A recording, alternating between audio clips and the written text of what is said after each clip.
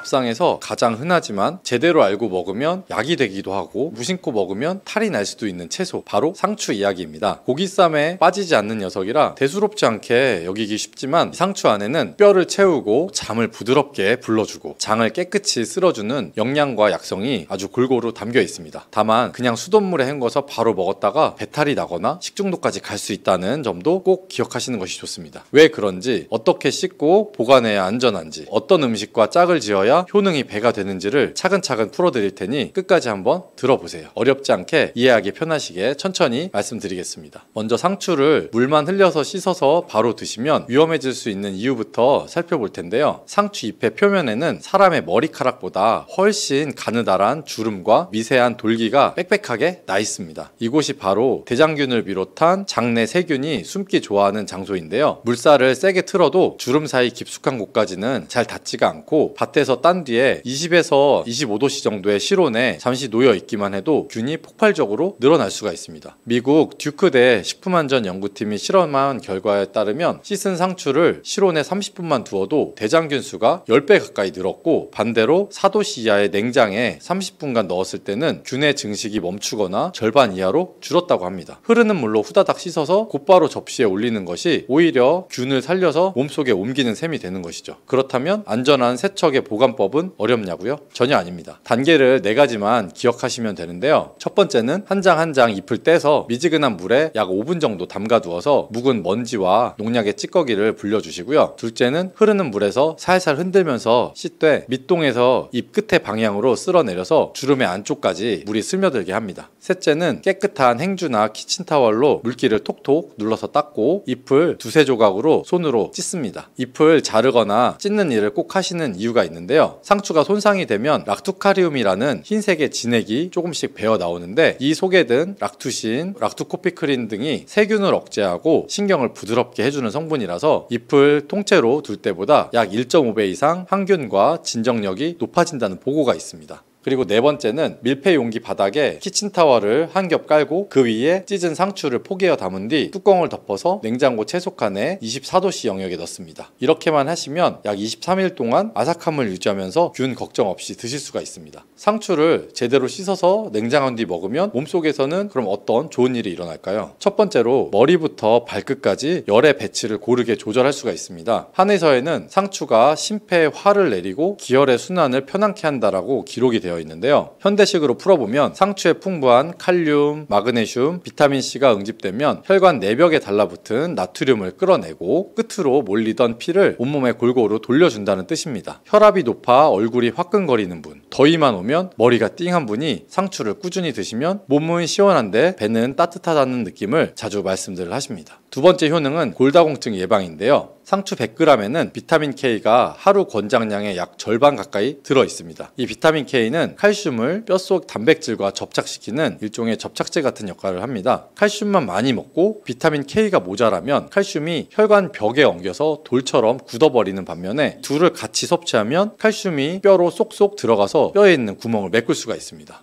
그래서 골다공증이 걱정되기 시작하는 50대 이후에는 우유 한 컵보다 상추 5잎이 더 실속 있다는 말이 나오는 것이죠. 세 번째는 신경의 안정과 숙면인데요. 아편, 대용, 진통제로 언급될 만큼 유명한 락투카리움, 락투신 복합물은 실제로 뇌신경세포의 과흥분을 차분히 가라앉히고 진통 완화 작용을 합니다. 바쁜 날에는 낮잠조차 못 이루는 분도 저녁 식탁에서 상추 15장, 20장 정도를 겉절이로 드시고 나면 2-3시간 뒤에 체온이 서서히 내려가면서 오늘은 눕자마자 스르르 잤다는 경험을 하셨다는 후기들이 많습니다. 불면으로 약을 오래 복용해 오신 분이라면 처음엔 락투신에 몸이 놀라서 살짝 더부룩하거나 가스가 찰 수 있는데 3-4일 정도 꾸준히 드시면 장과 신경이 동시에 적응하면서 깊은 잠이 찾아오게 됩니다. 네 번째는 장청소와 변비의 개선인데요. 상추 수분은 95% 이상이고 식이섬유도 아주 풍부합니다. 특히 잎의 모서리와 인맥 주위의 섬유질은 수용성과 불용성이 적절히 섞여 있어서 장 안에서 젤리처럼 부풀었다가 노폐물을 감싸서 시원하게 밀어내줍니다. 장벽에 오래 붙어있던 담즙, 가스, 변, 찌꺼기가 밀려나가고 나면 대장균 등의 유해균이 살 털을 잃고 자연히 장이 편안해집니다. 이렇게 변비가 풀리면 피부의 트러블이나 혹은 여드름, 그리고 잇몸 염증도 눈에 띄게 잠잠해지는 것을 많은 분이 경험하실 수 있습니다. 다섯 번째는 눈의 피로와 뇌혈관의 보호인데요. 적상추 한 장에는 녹황채소 못지않게 베타카로틴, 루테인, 지아잔틴이 들어있습니다. 이 색소들은 광선에 손상되기 쉬운 망막과 황반의 세포를 코팅하면서 눈 속의 모세혈관을 탄탄히 만들어줍니다. 컴퓨터나 스마트폰을 오래 보느라 눈물이 마르고 앞이 흐릿해지는 60대 이후에는 상추를 자주 드셔보시면 안개 낀 듯한 시야가 깨끗해졌다는 이야기들이 적지 않은데요. 이런 동일한 색소들은 뇌 혈관벽에도 작용해서 혈전 위험을 줄여주니까 치매나 중풍 예방 식단으로도 아주 손색이 없죠. 이처럼 좋은 상추지만 함께 곁들이면 시너지가 배가 되는 짝꿍들과 피해야 할 상극도 있습니다. 잘 어울리는 첫 번째 파트너는 바로 마늘인데요. 상추가 몸을 시원하게 풀어줄 때 마늘의 알리신이 속을 따뜻하게 덮여줘서 양과 음의 균형이 맞춰집니다. 실제로 위나 장의 소화효소 분비가 늘어나서 상추의 비타민 K나 A, 철분이 더 잘 흡수가 되게 되고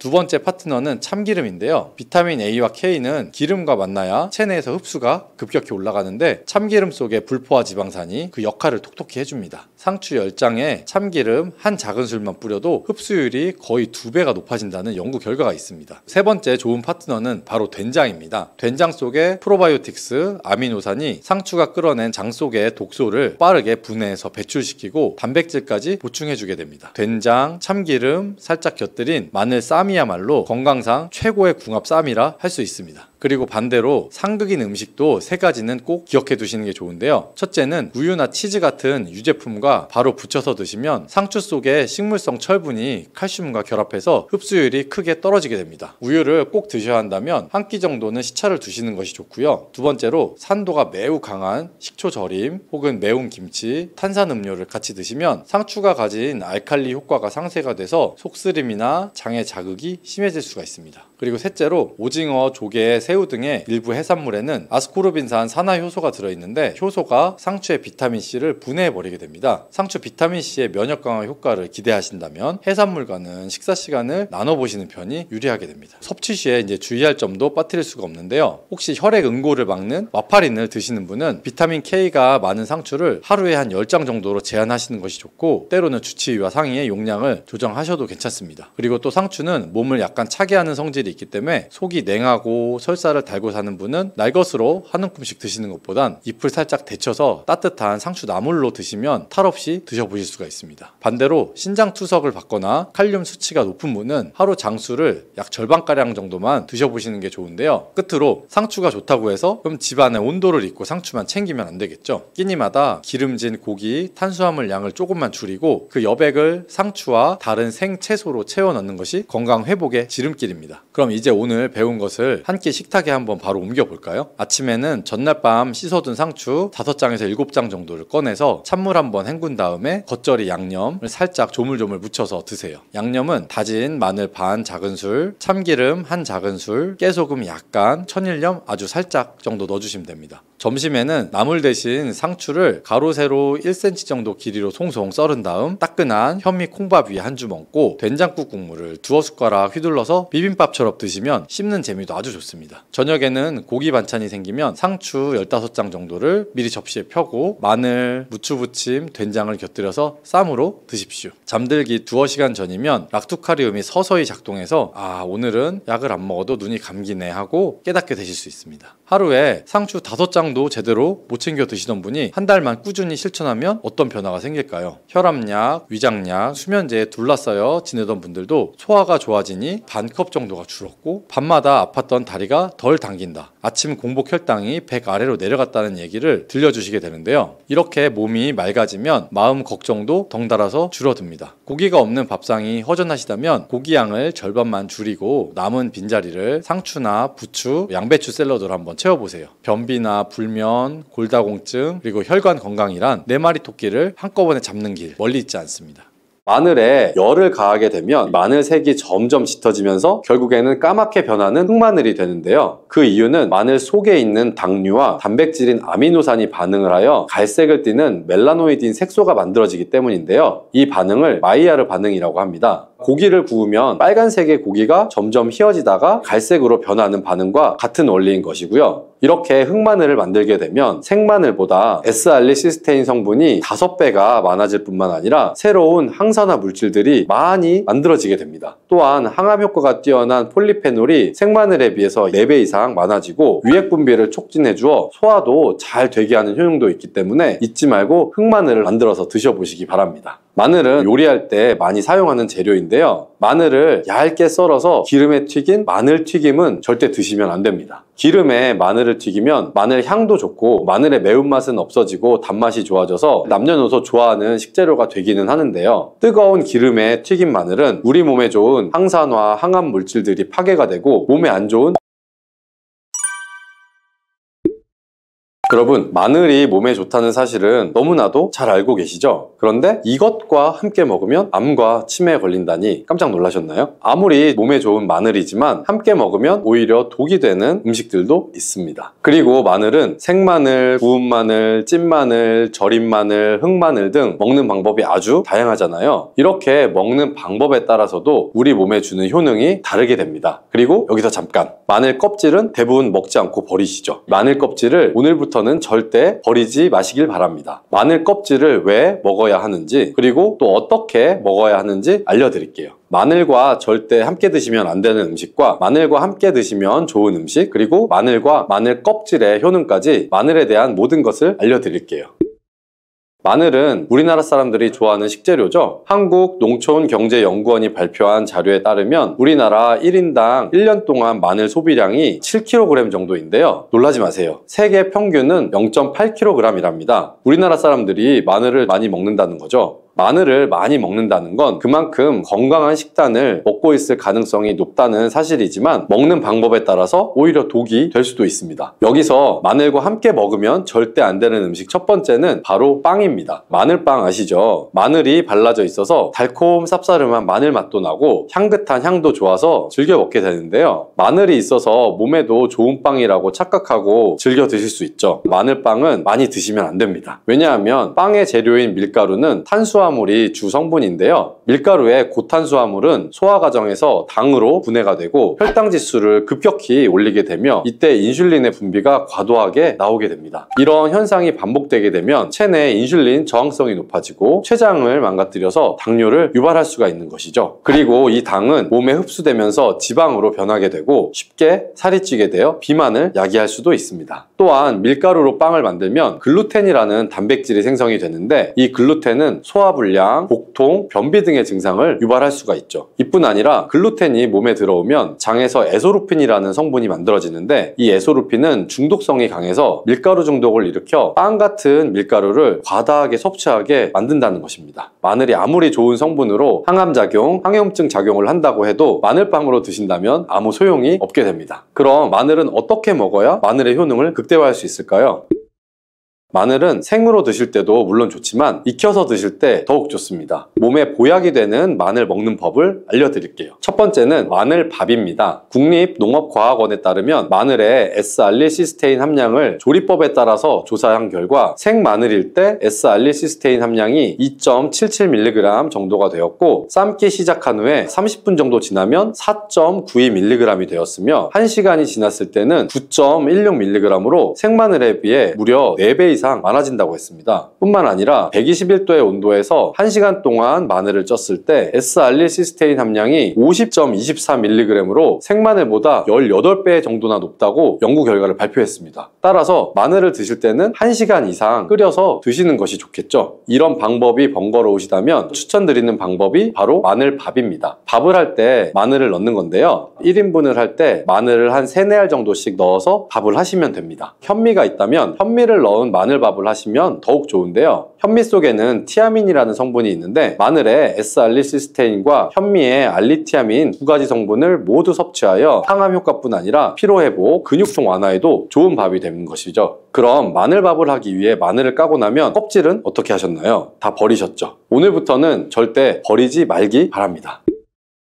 마늘에 효능하면 첫 번째로 생각나는 것이 아마도 항암 효과일 거예요. 그런데 마늘 껍질을 통해서 엄청난 항암 효과를 누릴 수가 있다고 하거든요. 우리나라 연구진에서 연구한 결과 마늘 껍질을 70% 에탄올 용매로 반복적으로 추출해서 만든 마늘 껍질 추출물이 암 예방에 효과가 아주 탁월하다고 발표를 하였습니다. 특히 유방암, 위암, 간암, 대장암, 폐암뿐 아니라 다양한 암세포에 대한 억제 효과가 있다고 했는데요. 그 중에서도 유방암 세포의 증식을 억제하는데 효과가 가장 높았다고 합니다. 마늘 껍질의 두 번째 효능은 바로 심혈관을 튼튼하게 한다는 것입니다. 마늘 껍질은 마늘 알맹이보다 식이섬유가 4배, 폴리페놀이 7배나 많게 함유되어 있는데요. 식이섬유는 혈관 내 나쁜 콜레스테롤을 흡착시켜서 몸 밖으로 배출하는 데 도움을 주죠. 항산화 성분인 폴리페놀이 콜레스테롤이 산화되는 것을 막아서 나쁜 콜레스테롤이 만들어지는 것을 방지하는 데 효능이 있는 아주 중요한 성분입니다. 마늘 껍질에 함유된 알리신 성분은 혈중 지질을 낮춰 콜레스테롤과 중성지방을 낮추는데 효과적인 성분이 되고요. 이를 통해 동맥경화를 방지하는 데 도움을 주어서 심혈관 질환을 예방하는 데 좋은 성분이 되는 것입니다. 또 마늘 껍질을 말려서 분말로 만들어 음식에 넣어 드시면 비만을 막아주는 효과를 볼 수가 있는데요. 식이섬유가 풍부해서 지방의 흡수를 막고 나쁜 지방을 배출하는 데에도 탁월한 효능이 있습니다. 뿐만 아니라 체내 지방 대사를 촉진하기 때문에 지방 분해가 빠르게 일어나 체지방을 제거하는 데도 아주 효과가 좋습니다. 그리고 마늘 껍질을 분말로 드시는 방법 말고 차로도 드시는 방법이 있는데요. 마늘 차를 우리는 방법을 알려드릴게요. 마늘 껍질을 깨끗하게 씻어서 말린 다음에 기름을 두르지 않은 팬에 마늘 껍질을 넣고 볶아주어 수분을 없애줍니다. 이렇게 하는 이유는 수분을 없애기 위한 것도 있지만 마늘 껍질에 열을 가하게 되면 항산화 성분인 폴리페놀과 플라보노이드 성분이 증가하기 때문이에요. 이렇게 수분을 없앤 마늘 껍질을 냉동실에 보관하셨다가 드실 때 끓는 물에다가 소주를 반컵 정도 넣고 물 1리터, 마늘 껍질을 약 15g 정도를 넣고 끓여주시면 됩니다. 이렇게 끓인 마늘 껍질차를 따뜻하게 드셔도 되고 냉장고에 넣어서 시원하게 드셔도 괜찮습니다. 마늘이 몸에 좋다고 해서 꿀에 마늘을 재워 드시는 분들 계시죠. 물론 꿀마늘이 몸에 좋은 분들도 있지만 꿀과 마늘은 함께 먹으면 안 되는 음식입니다. 식품 비방이라는 문헌에 보면 꿀과 마늘은 함께 먹으면 안 된다라고 적혀 있는데요. 그 이유는 꿀과 마늘이 둘 다 열을 내는 뜨거운 음식이기 때문이에요. 꿀과 마늘을 함께 먹게 되면 체질이 맞지 않는 경우에는 부작용이 크게 나타날 수가 있습니다. 체질이 맞지 않는 분들이 이 꿀마늘을 드시게 되면 눈의 충혈도 잦아지고 노화가 빨라질 수가 있는 거고요. 돋보기를 빨리 쓰게 될 수 있다는 것이죠. 또한 두통이 생기며 피부에도 트러블이 생기는 부작용도 있으니 꼭 기억하시는 것이 좋습니다. 또한 당 섭취에 주의하셔야 하는 당뇨, 고지혈증을 갖고 계신 분들이나 암 환자분들도 절대로 꿀마늘을 드시면 안 됩니다. 그렇다면 마늘은 또 어떻게 먹으면 좋을까요?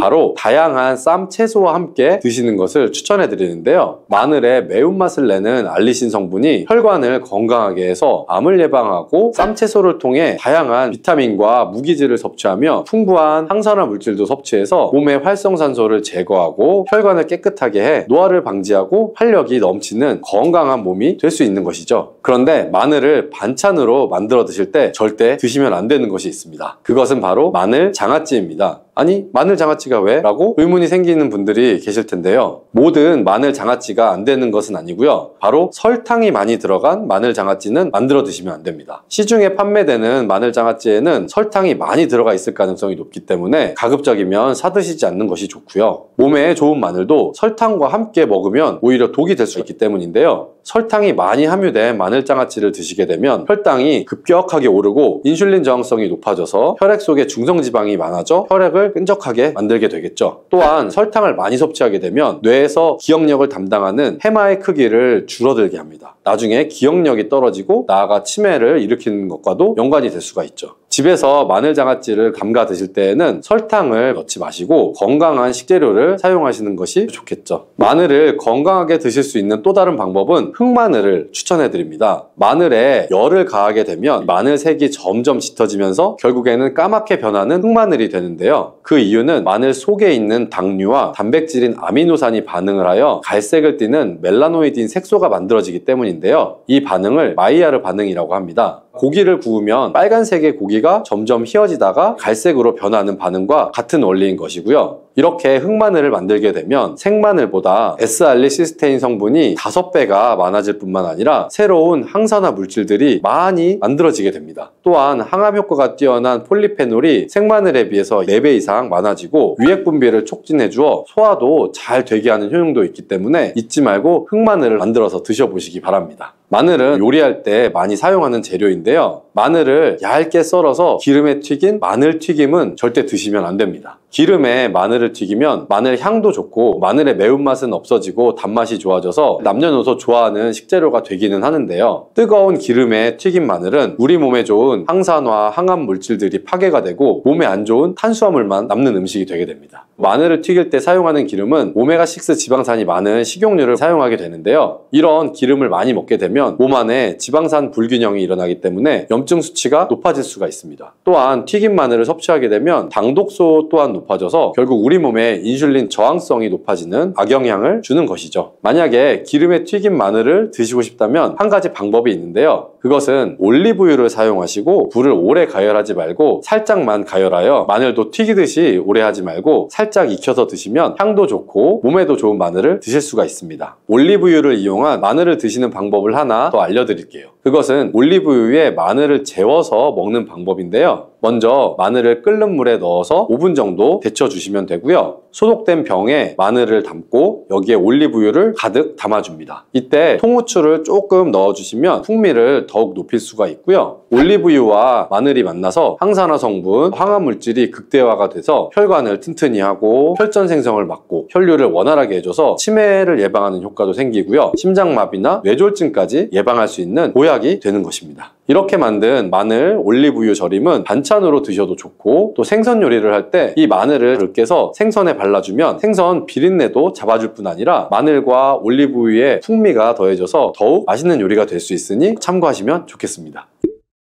이렇게 좋은 마늘도 드실 때 주의하셔야 할 분들이 있는데요. 마늘의 효능 중에 혈전을 제거하고 혈류를 원활하게 하는 효능이 있었잖아요. 이런 효능은 혈액을 묽게 만들어주기 때문인데요. 이미 와파린이나 아스피린 같은 혈전 용해제를 복용하시는 분들이 마늘을 많이 드시게 되면 상처가 나거나 했을 때 피가 잘 멈추지 않을 수가 있기 때문에 주의하시는 것이 좋고요. 또한 평소에 위염이나 위궤양이 있어서 위가 안 좋으신 분들도 마늘의 알리신 성분이 위 점막을 자극해서 증상이 악화될 수 있기 때문에 주의하시는 것이 좋습니다. 그리고 과민성 대장 증후군이 있는 분들도 마늘을 많이 드시게 되면 복통이 일어날 수가 있기 때문에 마늘을 조금만 드시길 바랍니다.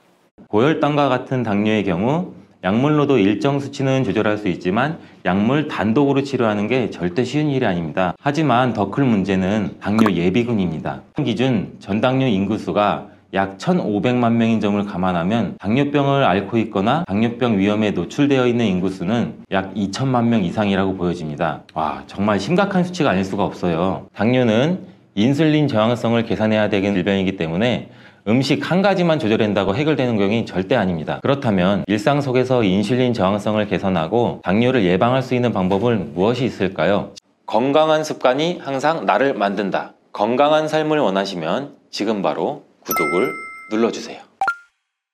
혹시 당뇨 대란이라고 들어보셨나요? 당뇨병 환자가 특정 지역이나 국가에서 급격하게 증가하는 현상을 가리키는 말인데요. 식습관, 운동 부족, 생활습관 변화 등 여러 요인에 의해 발생한다고 합니다. 생활습관으로 인해 생기는 병에는 우리가 흔히 알고 있는 만성질환, 성인병이 있습니다. 대표적으로 고혈압, 고지혈증, 당뇨가 있는데요. 여러분들도 정말 많이 들어보셨을 거예요. 고혈압과 고지혈증은 약물 치료로 조절이 가능하지만 고혈당과 같은 당뇨의 경우 약물로도 일정 수치는 조절할 수 있지만 약물 단독으로 치료하는 게 절대 쉬운 일이 아닙니다. 약물요법과 스스로의 평생관리가 필요한 질환이라고 말씀드리는 겁니다. 최근 대한당뇨병학회가 공개한 자료에 따르면 2020년 기준 30세 이상 성인 인구 605만 명이 당뇨 진단을 받았고 이는 2010년에 비해 무려 2배가 증가한 수치라고 하는데요. 즉 30세 이상 성인 인구 6명 중 1명이 당뇨병 환자이고 65세 이상이신 고령이신 분들은 10명 중 3명이 당뇨병 환자라는 이야기입니다. 10년 전 당뇨병 학계에서는 40년 뒤인 2050년에는 당뇨병 환자가 591만 명에 이를 것이라고 전망했지만 10년 만에 2배 가까이 폭증했고 이 수치만 보더라도 당뇨 대란이라는 말이 나올 수밖에 없는 상황인 거죠. 예전에는 40대 이상의 성인이나 노인성 질환으로 알고 있던 당뇨가 식습관의 변화로 20대와 30대에 젊은 당뇨 환자 수가 급증하고 있는데요. 2020년 20대의 당뇨 치료 환자 수가 약 4만 명으로 조사됐는데 이는 2018년도와 비교했을 때 47.7%나 늘어난 것으로 조사되었습니다. 하지만 더 큰 문제는 당뇨 예비군입니다. 당뇨 예비군이란 말 들어보셨나요? 당뇨 전 단계 또는 전 당뇨라고 부르며 당뇨병 진단 기준에는 미치지 않을 뿐 정상적인 혈당 수치보다는 높은 상태를 뜻하는데요. 2020년 기준 전당뇨 인구수가 약 1,500만 명인 점을 감안하면 당뇨병을 앓고 있거나 당뇨병 위험에 노출되어 있는 인구수는 약 2천만 명 이상이라고 보여집니다. 국민의 40% 이상이 당뇨이거나 당뇨 예비군이라는 것이죠. 와, 정말 심각한 수치가 아닐 수가 없어요. 그럼 간단히 당뇨 수치에 대해서 알아보면 건강한 신체의 경우 우리가 공복 혈당은 100 아래를 유지해야 되고 식후 1시간 후 혈당은 170 이하, 식후 2시간 후 혈당은 140 이하를 유지하지만 전당뇨 단계에서는 공복 혈당이 100 이상으로 올라가고 식후 2시간 혈당 또한 140에서 200 사이 정도가 됩니다. 그러나 당뇨 수치가 200이 넘어가는 상태가 어느 정도 지속이 되면 병원에서 더 자세한 혈액 검사를 통해 당화혈 색소 측정 같은 당뇨 검사를 받아보시는 게 좋습니다. 앞서 설명드린 것처럼 당뇨 전 단계, 즉 예비군이란 상태는 당뇨병 진단만 받지 않았을 뿐 당뇨 시작 단계라고 보셔야 됩니다. 우리가 이렇게 당뇨로 가지 않기 위해서는 생활 습관을 적극적으로 개선해야 되는데 일상생활 속에서 손쉽게 혈당 관리와 당뇨를 예방할 수 있는 방법들이 많이 있습니다. 이러한 방법을 설명하기에 앞서 많은 분들이 잘못 알고 계시는 상식 2가지를 짚고 넘어가려고 하는데요. 당뇨병 관리법으로 식사량만 줄이면 혈당이 확 낮아진다고 알고 계시는 분들이 정말 많아요. 하지만 무조건 그런 것은 아닌데 비만 당뇨가 아닌 마른 당뇨의 경우 반대로 체중을 찌워야 되기 때문에 식사량을 제한하는 것이 독이 될 수 있고 단순히 양만 줄인다고 제대로 된 혈당 관리가 어렵습니다. 잘못 알고 있는 또 한 가지 정보는 체중 감량을 하면 혈당이 계속 떨어진다고 알고 계시지만 당뇨는 인슐린 저항성을 계산해야 되는 질병이기 때문에 음식 한 가지만 조절한다고 해결되는 경우는 절대 아닙니다. 여기서 인슐린 저항성이란 인슐린이 정상적으로 반응하지 않아 혈당을 낮추지 못하고 혈중 포도당 농도가 계속 상승해서 이 문제를 해결하기 위해서 더 많은 인슐린이 계속 분비되는 현상을 말하는데요. 이 단계에서는 별다른 변화가 없기 때문에 모르고 지내다가 상황이 악화되면 혈당 스파이크로 인한 당뇨로 이어질 수 있기 때문에 인슐린 저항성 개선을 위한 노력이 정말 중요합니다. 그렇다면 일상 속에서 인슐린 저항성을 개선하고 당뇨를 예방할 수 있는 방법은 무엇이 있을까요? 지금부터 당뇨를 부르는 최악의 생활 습관 3가지, 당뇨에서 가장 중요한 혈당 스파이크를 낮추는 현실적인 방법 3가지, 절대 먹으면 안 되는 음식 3가지, 마지막으로 당뇨를 예방할 수 있는 기적의 식재료 2가지를 알려드리겠습니다. 우리가 피해야 할 최악의 생활 습관 첫 번째는 인슐린에게 휴식을 주지 않는 식사 패턴입니다. 우리가 정말 많이 일을 하고 운동을 해도 휴식이 없으면 사람이 많이 지치죠. 우리 몸의 장기도 그렇습니다. 우리 몸은 혈당 조절을 위해 12시간 이상의 공복이 필요한데 많은 사람들의 생활 패턴이 밤 늦게까지 일하거나 깨어있고 음식을 늦게까지 먹게 되고 아침을 먹게 되면 공복 시간이 12시간이 채 안 되는 경우가 많게 됩니다. 휴식을 취해야 하는 대사와 관련된 장기들이 쉬지 못하고 일해야 되기 때문에 쉽게 지치고 인슐린 분비에도 문제가 생기는 것이죠. 식사를 하지 않는 쉬는 시간에는 인슐린 분비도 휴식을 취해야 되는데 중간에 간식을 먹고 또 얼마 지나지 않아 또 식사를 하게 되고 또 간식을 먹고 이런 패턴이 계속 반복되고 결국에는 쉬지 않고 먹는 식습관이 만들어지는 게 문제가 가장 큽니다. 그렇다면 12시간 공복만 지키면 당뇨로부터 우리는 자유로워질 수 있을까요?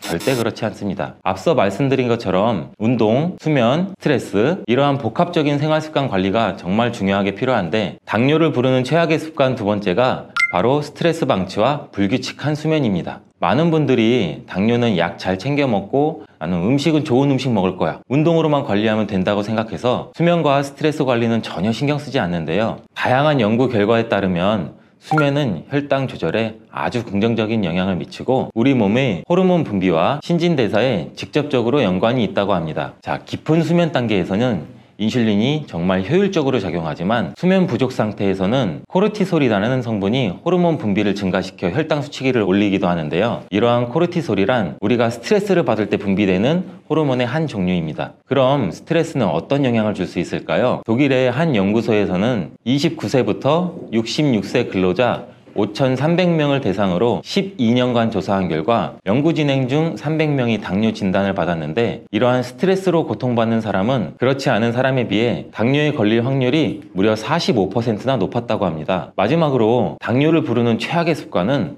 정제 탄수화물의 과도한 섭취입니다. 우리 흔히 요새 정제 탄수화물이라는 거 굉장히 많이 들어보신 분도 계실 텐데 또 이 단어가 생소하신 분도 많으실 거예요. 이러한 정제 탄수화물이란 식물의 원재료에서 미네랄, 섬유질 등의 영양소를 대부분 제거하고 말 그대로 당분만 남은 상태인데요. 그렇다고 모든 탄수화물이 나쁜 것은 아니에요. 일반 식빵과 통밀빵 섭취 후 혈당 변화를 예로 들어보면 흰빵 섭취 1시간 후 혈당은 200 정도로 나오고 통밀빵은 약 140 정도로 흰빵과 비교했을 때 통밀빵은 혈당이 굉장히 안정적인 편입니다. 당뇨가 있으신 분들은 탄수화물 조절을 가장 힘들어 하시는데 무조건 참다 보면 언젠가는 시국이 폭발하여 과다 섭취를 할 확률이 굉장히 높습니다. 그러니 탄수화물을 단번에 제한하지 마시고 통곡물, 콩, 고구마, 귀리 등 이렇게 비정제 탄수화물로 대체하여 극복하는 것이 좋습니다. 이쯤에서 무엇을 어떻게 먹어야 할까라는 의문이 생기실 것 같습니다. 당뇨 예방, 혈당 스파이크를 낮추는 현실적인 방법 3가지를 제가 지금 바로 알려드릴게요.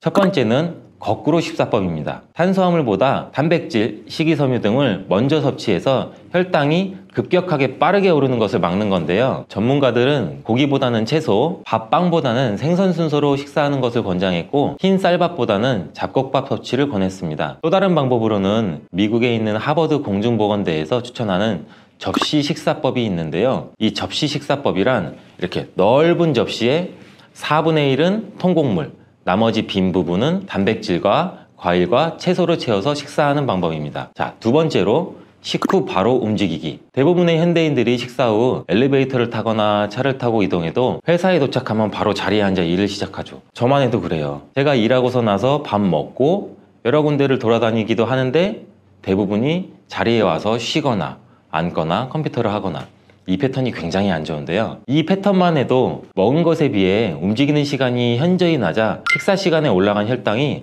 내려갈 틈이 없습니다. 중간에 간식도 먹지 않았고 공복을 유지했더라도 신체 활동량에 비해 탄수화물 섭취가 크고 혈당이 떨어지기 전에 다음 식사를 시작하게 되면 우리 몸의 인슐린은 휴식을 취하기 굉장히 힘듭니다.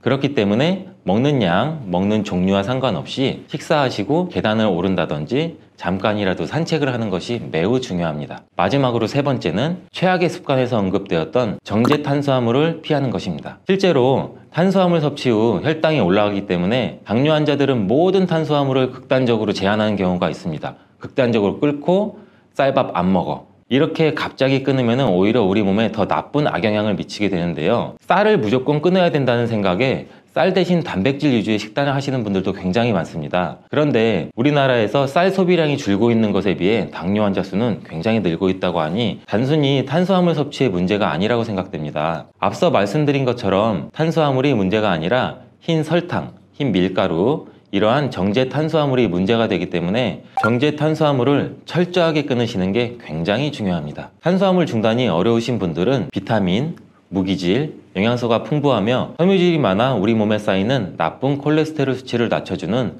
복합 탄수화물을 드시면 매우 좋습니다. 이러한 복합 탄수화물에는 어떤 것들이 있는지 구분하기 어려우시다면 정제되지 않은 자연 그대로의 상태, 예를 들어 잡곡, 통밀, 고구마, 과일, 채소와 같은 것이 있습니다. 여기서 잠깐 음식만으로 해결되지 않는 게 당뇨라고 하지만 도움이 되는 기적의 식재료도 분명히 존재합니다. 먼저 기적의 식재료 2가지를 알려드린 후 혈당을 급격히 올리는 최악의 음식 3가지 모두 지금 바로 알려드리겠습니다. 기적의 식재료 첫 번째는 바로 삶은 달걀입니다. 삶은 달걀은 기름이나 각종 소스가 들어가지 않은 이러한 자연 그대로의 상태이기 때문에 양질의 단백질을 섭취할 수가 있는 아주 좋은 요리인데요. 우리가 탄수화물을 먹을 때 단백질을 함께 곁들이게 되면 혈당 상승 속도를 완만하게 만들어줘서 혈당이 급격히 높아지는 것을 잡아줍니다. 또한 이렇게 당뇨를 예방하게 되는 기적의 식재료 2번째는 당근인데요. 다른 채소에 비해 당 함량이 높은 편이지만 이러한 당근에는 식이섬유, 미네랄, 비타민이 풍부하기 때문에 당뇨 환자에게 아주 좋은 음식입니다. 기름에 열을 가해 볶아 드시거나 시간이 부족할 경우 생으로 드시는 것도 좋지만 간편하게 주스로도 드셔보세요. 대부분의 과일은 주스로 만들게 되면 당흡수가 올라가 보내드리지 않지만 당근의 경우 주스로 만들어 먹더라도 당이 많이 올라가지 않기 때문에 전혀 걱정하지 않으셔도 됩니다. 반대로 이렇게 혈당을 급격히 올리는 최악을 한번 알아볼까요?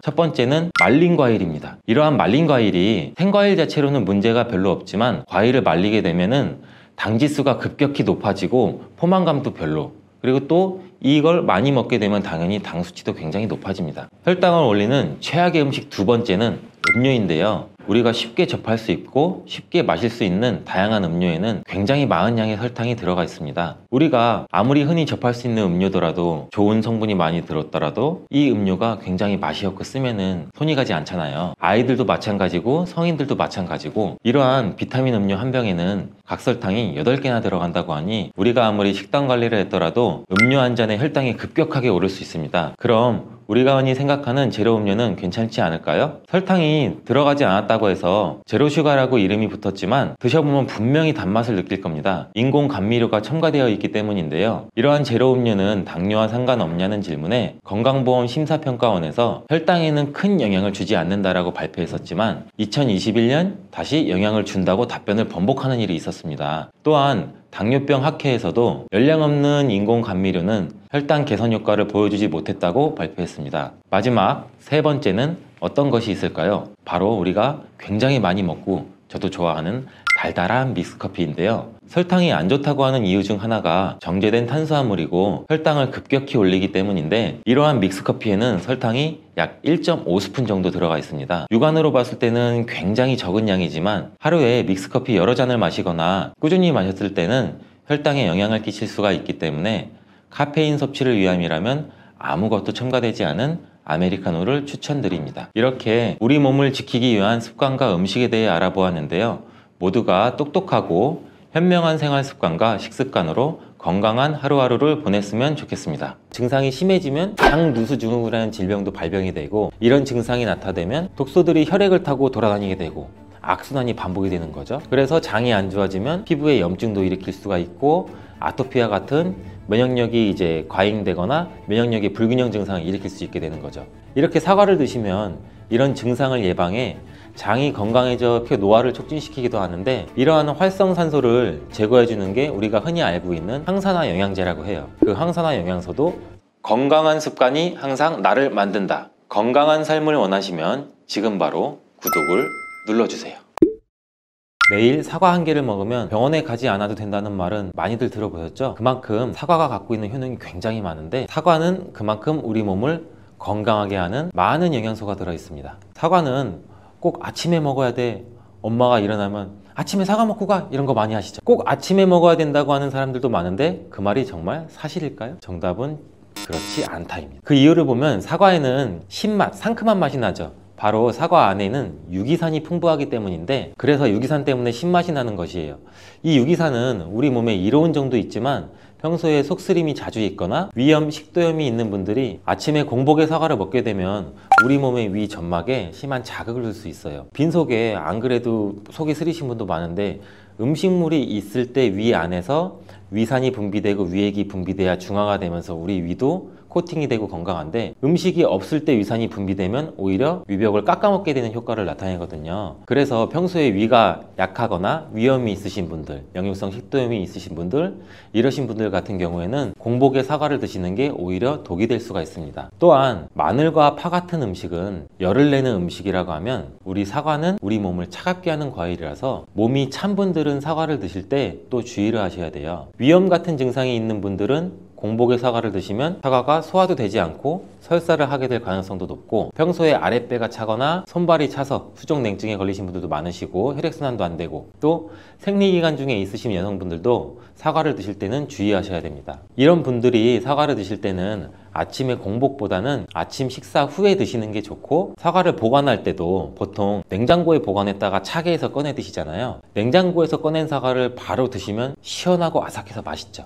근데 미리 꺼내놓고 사과의 온도를 실온으로 맞춰서 드시는 것이 우리 위장 내부에도 좋습니다. 또한 사과를 익혀 드셔도 되는데 팬에 구워 드셔도 되고 익혀 드셔도 됩니다. 그렇다면 왜 아침에 먹는 사과가 보약이라는 말이 굉장히 우리가 많이 알고 있을까요? 건강하신 분들은 사과를 아침 공복에 드시면 더욱 좋은데, 그 이유는 사과에는 팩틴이라는 식이섬유가 풍부해 우리 장 운동을 활발하게 하고 장내 노폐물을 배출하는 데 도움을 줘 하루를 건강하게 시작할 수 있기 때문입니다. 한 가지 꼭 기억하셔야 할 점은 사과를 껍질째 드셔야 한다는 것입니다. 실제 연구에서는 사과의 껍질에는 안토시아닌이나 퀘르세틴, 에피카테킨 같은 이러한 식물성 폴리페놀 성분이 사과의 그 과육보다 사과 껍질에 훨씬 더 많이 함유되어 있는 것이 밝혀졌고, 또 이러한 껍질을 버리고 깎고 먹게 되면 사과의 좋은 영양소는 극히 일부만 드시게 되는 것이죠. 사과에는 펙틴 말고도 정말 다양한 영양소가 있는데 사과에는 어떤 효능이나 영양소가 있는지 한번 알아보겠습니다. 사과는 먼저 장을 건강하게 해줘요. 요즘 프로바이오틱스, 프리바이오틱스 굉장히 많죠, 유산균. 이렇게 사과가 천연 프리바이오틱스로서 장내의 우리 몸, 장 안에 좋은 균을 많이 생기도록 해주는 작용을 해줍니다. 이렇게 장내에 좋은 균이 많이 생기게 되면 장의 환경이 좋아지는 건데, 그렇게 되면 단맛, 자극적인 맛이 강한 가공식품에 대한 식욕도 줄어들고 건강한 식품을 먹고 싶은 욕구도 늘어나게 돼요. 또 장이 건강해지면 우리 면역력이 또 좋아지고, 이렇게 다 선순환으로 이어져 가는 건데, 장에는 물론 좋은 세균, 나쁜 세균들이 굉장히 많이 존재가 해요. 근데 좋은 세균만 많아도 안 되고 나쁜 세균만 많아도 안 돼요. 좋은 세균, 나쁜 세균이 어느 정도 밸런스를 이루어져서 우리 몸의 면역력을 형성하게 되는데, 그때도 굉장히 중요한 게 프로바이오틱스, 프리바이오틱스, 우리가 흔히 많이 먹는 유산균입니다. 사과를 드시면 자연스럽게 체중도 줄어들고 다이어트하는 효과까지 누릴 수 있게 돼요. 이렇게 사과를 먹게 되면 장내에서 소화가 되면서 뷰티르산 같은 단쇄지방산이 만들어지게 되는데, 이 지방산이 우리 몸에 손상된 장벽을 회복시켜주는 역할을 해줘서 우리 장이 건강해지는 거예요. 장벽을 회복시키는 것이 중요한 이유가, 우리 장벽이 손상되면 손상된 곳에 독소들이 하나하나씩 침투가 되게 되고, 증상이 심해지면 장누수증후군이라는 질병도 발병이 되고, 이런 증상이 나타나면 독소들이 혈액을 타고 돌아다니게 되고 악순환이 반복이 되는 거죠. 그래서 장이 안 좋아지면 피부에 염증도 일으킬 수가 있고, 아토피와 같은 면역력이 이제 과잉되거나 면역력의 불균형 증상을 일으킬 수 있게 되는 거죠. 이렇게 사과를 드시면 이런 증상을 예방해 장이 건강해져 피부도 탄력 있게 밝아지게 하는 효과도 있고, 사과 속의 풍부한 펙틴이 아까 장 운동도 활발하게 한다고 말씀드렸잖아요. 그렇게 되면 암을 유발할 수 있는 물질들이 장내에 오래 머물지 못하고 결국 대장암의 발병률도 서서히 줄어들게 되죠. 그리고 사과는 혈관도 깨끗하게 해주는데, 혈관을 깨끗하게 해주면 뇌졸중, 고혈압, 심근경색, 그런 혈관 질환도 같이 예방할 수 있게 되고, 혈관에 활성산소가 많아지게 되면 혈전이 생겨 혈액순환을 방해하기도 하고 혈관세포를 손상시켜 노화를 촉진시키기도 하는데, 이러한 활성산소를 제거해주는 게 우리가 흔히 알고 있는 항산화 영양제라고 해요. 그 항산화 영양소도 사과에 들어있다는 것을 알고 계시면 좋을 것 같습니다. 또한 이러한 활성산소를 제거해서 혈전이 생기는 것을 억제하는데 가장 큰 역할을 하는 게 플라보노이드 계열의 루틴이라는 성분인데, 이 루틴이 사과에 굉장히 많이 들어있어요. 또한 사과에는 칼륨도 굉장히 많이 함유되어 있어서, 칼륨은 혈관 내에 나트륨을 몸 밖으로 배출해주는 역할을 해요. 나트륨은 수분을 흡수하는데 칼륨이 부족하면 나트륨도 배출되지 않습니다. 이 나트륨은 혈압이 상승하며 혈관에 노폐물을 쌓이게 만드는데, 사과를 섭취해서 칼륨을 공급해주면 혈압도 방지할 수 있고 노폐물을 배출시켜주는 역할도 같이 할 수 있습니다. 또한 이러한 칼륨은 혈관을 확장시키는 작용을 해서 혈액순환도 원활하게 하고 심장 박동도 안정시키고 심장의 기능도 강화하는 데 도움을 줄 수 있는 성분이에요.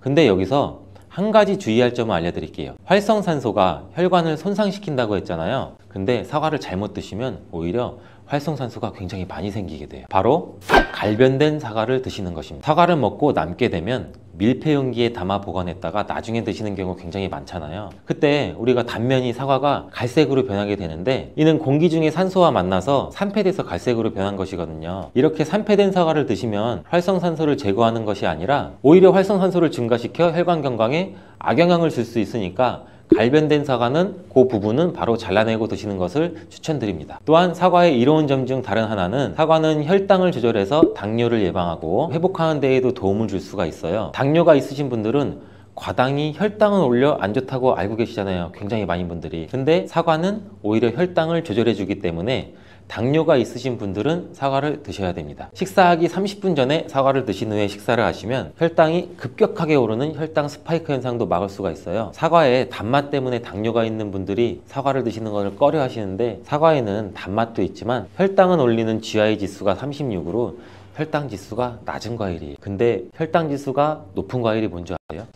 수박은 다른 거에 비해서 혈당 지수가 높기 때문에 당뇨가 있으신 분들은 조금 조심해서 드시면 좋을 것 같습니다. 실제로 대학 연구팀에서 실험한 것을 발표했는데, 건강한 사람을 대상으로 쌀밥만 먹은 경우랑 30분 전에 사과를 먹고 쌀밥을 드신 경우를 비교를 했을 때 혈당이 쌀밥만 먹은 경우보다 50% 정도로 떨어지는 것도 확인이 된 실험도 있어요. 당뇨가 있는 분들도 이제 안심하시고 식사 후에 드시지 말고 반드시 식사 30분 전에 꼭 사과를 드시고 식사를 하시길 바랍니다. 한 가지 주의할 점은 사과를 갈아서 사과 주스로 드시게 되면 오히려 흡수가 빨라 혈당을 올릴 수가 있으니 사과를 껍질째 씹어서 천천히 드시는 게 좋을 것 같습니다. 또한 사과의 다른 효능 중 한 가지는 기관지도 깨끗하게 청소해주는 효능도 있어요. 사과에는 양파와 마찬가지로 퀘르세틴이라는 성분이 풍부하게 함유되어 있는데 이 성분은 호흡기 점막에 생기는 염증을 가라앉히고 예방하는 효과도 있어요. 퀘르세틴 영양제도 있는데 이 퀘르세틴 영양제가 아이들 비염, 기관지염 이런 쪽을 개선시킨다고 많이들 이제 광고도 하는데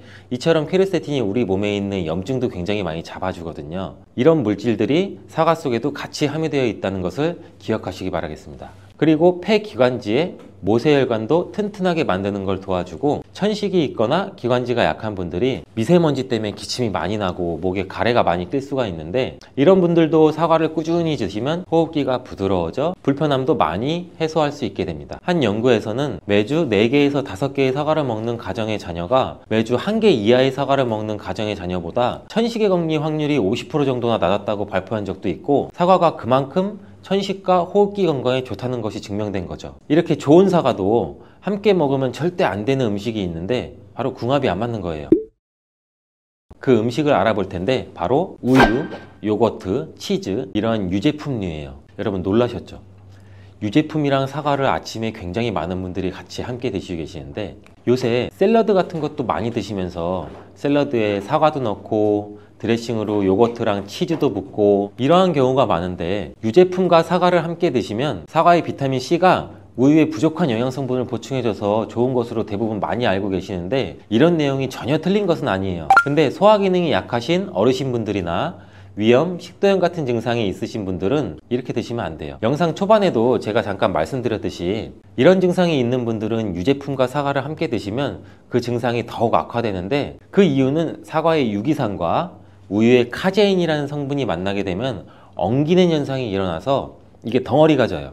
덩어리가 져서 윗속에 들어가면 위산하고도 만나서 더 큰 덩어리가 형성되고 그러면 또 당연히 더 큰 덩어리가 형성되니까 소화가 늦어지겠죠. 소화도 힘들어져요. 이렇게 평소 소화가 잘 되고 건강한 사람이랑은 별로 상관이 없는데 그렇지 않은 분들한테는 소화불량과 대장염도 일으킬 가능성도 있고 이게 지속적으로 반복이 되면 대장암이 생길 수도 있죠. 장 건강이 중요한 이유는 이 장은 정신 건강에까지 영향을 주기 때문인데 행복 호르몬이라고 불리우는 세로토닌 많이 들어보셨죠? 이 세로토닌의 95%가 장에서 만들어지기 때문에 장이 건강해야 행복감이 또 올라갈 수 있어요. 여기서 또 하나 절대 드시면 안 되는 것이 바로 사과 씨입니다. 사과 주스를 만들어 드실 때 씨까지 함께 갈아서 드시는 경우도 굉장히 많이 있는데 이 사과 씨에는 아미그달린이라는 성분이 함유되어 있어요. 이 아미그달린이 소와 효소와 만나게 되면 이게 시아나스소라는 유독물질로 분해가 돼요. 이 시아나스소는 인체에서 유해한 독성이 굉장히 강한 물질인데 이걸 섭취하게 되면 두통이나 어지럼증, 구토, 복통 이러한 증상들이 나타날 수가 있고 심한 경우에는 이게 심장박동에도 영향을 줘서 호흡곤란, 혼수상태 이런 심각한 증상도 나타날 수 있어요. 건강한 성인의 경우에는 사과 한 개에 들어있는 씨의 양에는 그닥 큰 영향이 없을 수가 있는데 독성에 약한 어린아이 그리고 연세가 많으신 분들한테는 이런 것도 굉장히 민감하게 반응할 수 있으니까 꼭 주의하셔야 됩니다. 사과는 유독 보여지는 것이 중요한 과일인데 흠집이 있거나 색상이 좋지 않으면 상품성이 많이 떨어져요. 근데 유독 윤기가 있거나 반짝반짝하고